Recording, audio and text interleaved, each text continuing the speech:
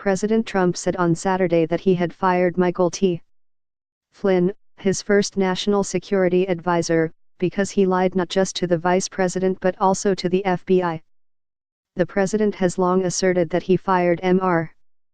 Flynn in February, less than a month after he took office, because Mr.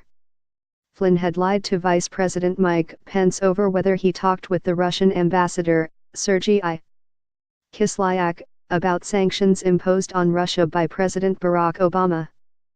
By saying on Twitter on Saturday that Mr. Flynn's lies to the FBI had also contributed to his firing, some took that to mean that Mr.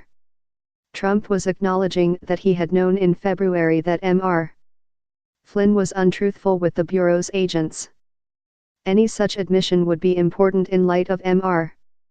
Trump's effort that month to persuade the Bureau's director at the time, James B.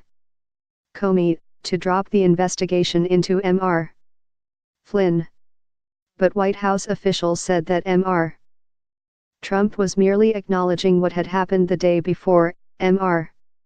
Flynn's guilty plea for lying to the FBI about his conversations with Mr. Kislyak.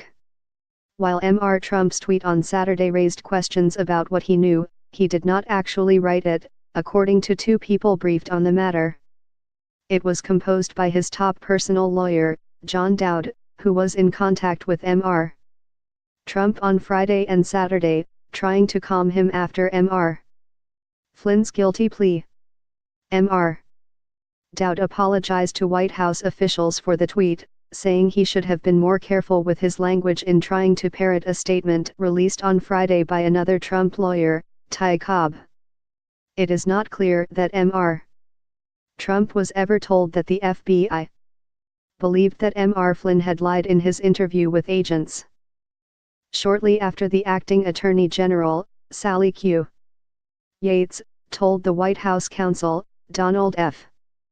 McGahn in January that Mr. Flynn might be compromised because he had misled the vice president, Mr.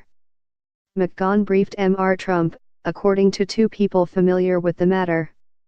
Mr. McGahn told Mr. Trump that it was his impression from Ms. Yates that the federal authorities were not pursuing a case against Mr. Flynn for lying to the FBI, according to one of the people. It is unclear whether the president understood this to mean that Mr. Flynn had been cleared. The president's lawyer believed Ms. Yates, in part, because she had not told him that Mr. Flynn should be fired or lose his security clearance, the person said. In subsequent conversations between Mr.